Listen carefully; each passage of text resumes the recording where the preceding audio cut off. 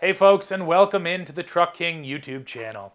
Ram is the last of the Detroit 3 automakers to jump into the world of electric pickup trucks, but they're doing that this year, and they're doing it differently because they're launching that right there. That is the Ram RamCharger, a range extended battery powered pickup truck. And we just got off a call with Ram engineers going over all the details, and I want to share what I learned about this thing with you right now.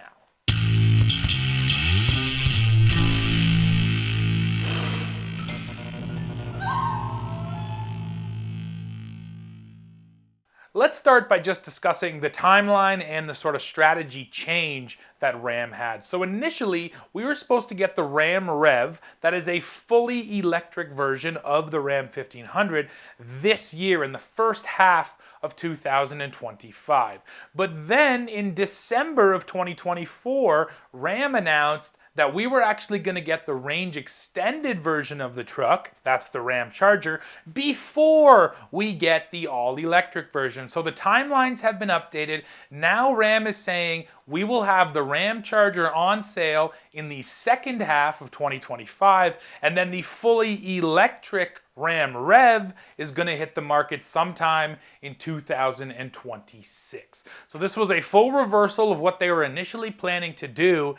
And I think it makes a ton of sense. The reason they did this is because they know the other automakers, Chevy and Ford, they already have full-size electric pickup trucks on the market. So even though Ram was the slowest to market here, they were able to benefit from the other guys jumping in and then watching the reaction. And what do we hear all the time about electric trucks? The range is not enough, especially when you're doing truck things like towing and hauling. So Ram said, rather than just bring out another electric truck that's going to have the same complaints lodged against it, let's go with this range extended version, because then we're able to jump into the market and say, hey, this thing is different and it's going to offer you the convenience of a gas powered truck with all of the advantages of a fully electric truck. And that's really what Ram is leaning into. On the call that we had, they reminded us multiple times that with the RamCharger, you can jump in, drive across the country, never charge once, just go to gas stations like you're used to,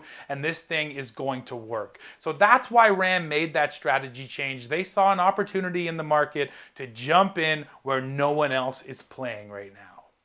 By now you already might be asking, well, what is a range extended EV and how is it different from a plug-in hybrid? And there is one key distinction, and that is in a range extended EV, the power produced by the gas engine, or you can call it the generator, only either goes to the battery pack or to electric motors, which then drive the wheels. There is no physical connection between the gas engine and the wheels, which is not the case in a plug-in hybrid. So that's what's going on with this Ram Rev. The 3.6 liter Pentastar V6 will kick on when it's needed, but it is never directly driving those wheels. And we learned a lot from the engineers how exactly that's going to work and feel, but we'll get into that in just a moment. For now, let me run down the important numbers just so you know what we're talking about here. So total system output on the RamCharger is 647 horsepower,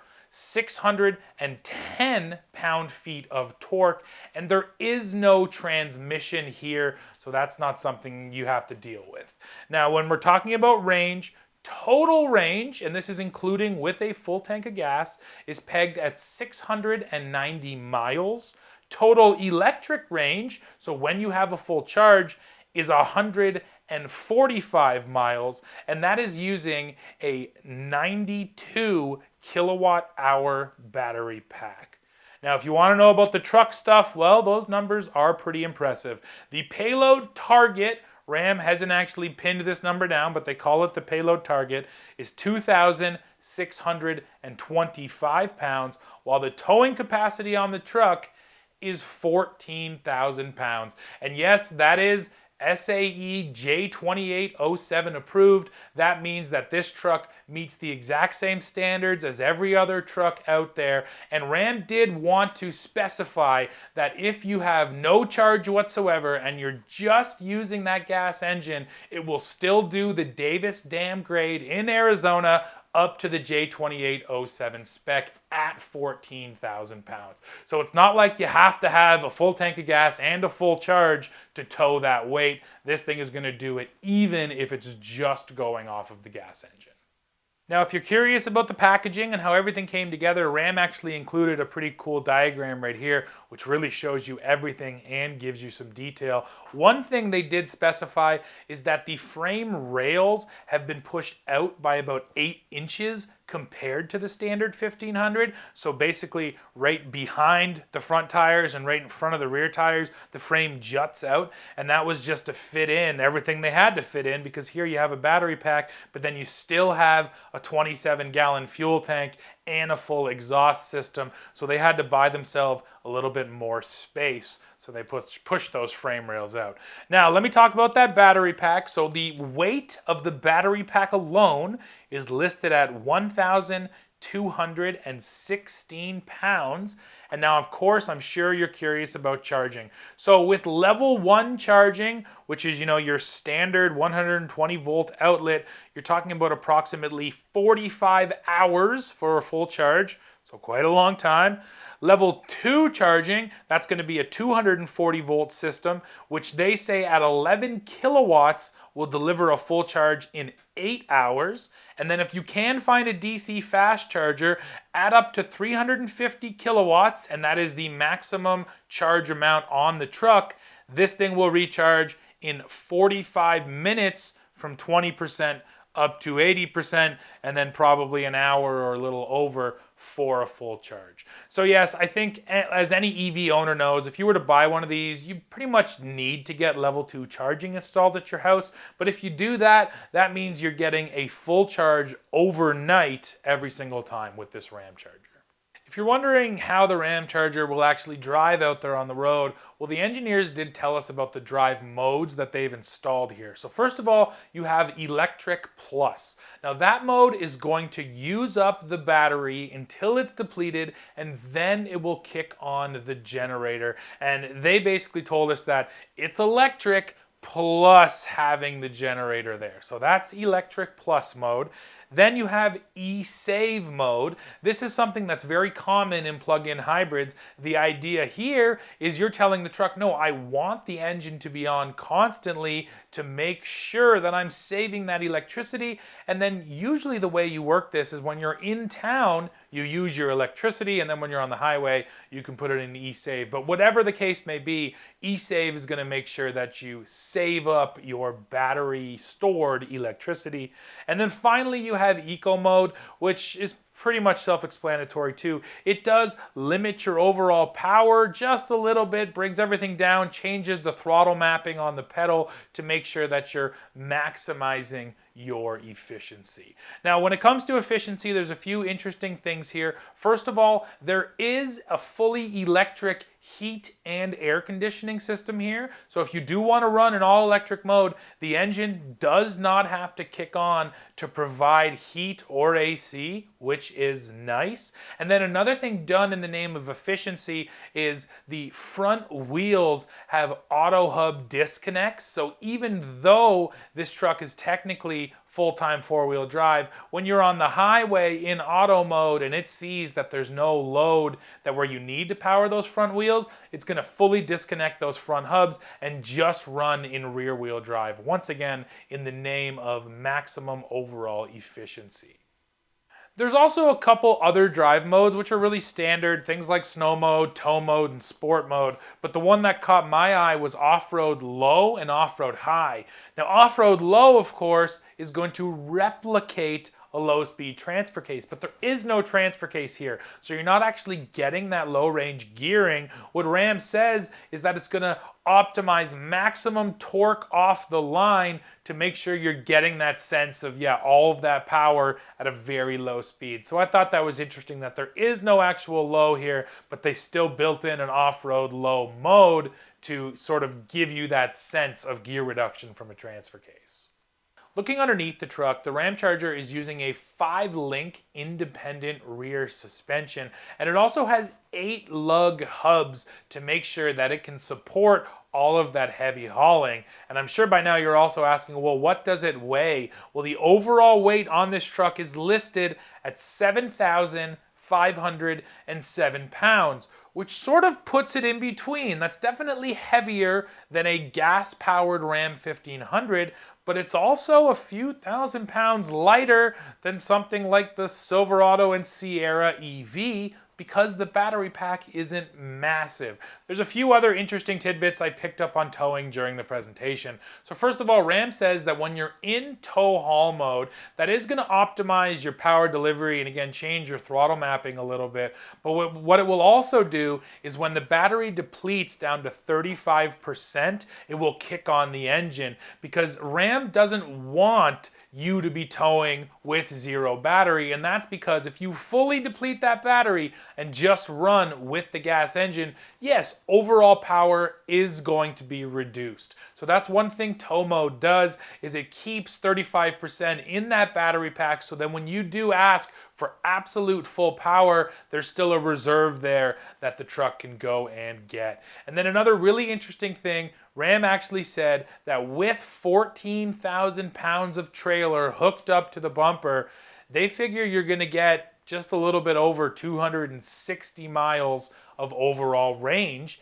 And that's comparable to a gas truck. We all know when you hook up a trailer to a gas-powered truck, usually your range gets cut in half as well, and that's what this suggests too. But once again, because you can just fill up at a gas station, it's a much easier refuel process and you can get back out on the road. So an overall range, while towing really heavy at 260 miles, is a pretty good number, and that might just be enough to draw in a lot of buyers, because that has been such a pain point for full electric trucks is towing. Well, Ram really is looking to solve that with the RamCharger. Now, another thing the RamCharger can do, and this is the same as all the other electric trucks out there and most electric vehicles, it can do vehicle-to-vehicle charging. So if someone else is dead in their EV, you can give them some power. And it can do vehicle-to-home, which means if you get your house wired up properly, this truck will power your house. And this is actually even more interesting, in my opinion, than the other EVs, because with the RamCharger, it could power your house. Well, then you could just add gasoline into the tank and continually run that engine as a generator and, you know, effectively, indefinitely power your house, which is a pretty cool thought. So you're still going to get that 92 kilowatt hours sort of as a backup battery. But then if you add on the engine, sort of the thought that this thing could just be a generator for your house in the case of some kind of emergency or problem is a pretty enticing selling point as well. And then, of course, there's also just a power panel in the back, so you can plug in your regular everyday appliances. If you want to go tailgating, plug in a TV, run power tools, all of that stuff is available to you as well with the RamCharger. Finally, we have to talk about pricing, and no, Ram hasn't announced anything, but they did spend some time talking to us about pricing, and the short version of what they said is electric trucks are still more expensive to build than gas-powered trucks because batteries are so expensive. This is a lithium-ion battery here in the RamCharger, and because it has that, that means you can expect it to be more expensive than a comparable gas-powered truck. Now, they also said they're still debating the trim levels. The trim strategy hasn't been set in place.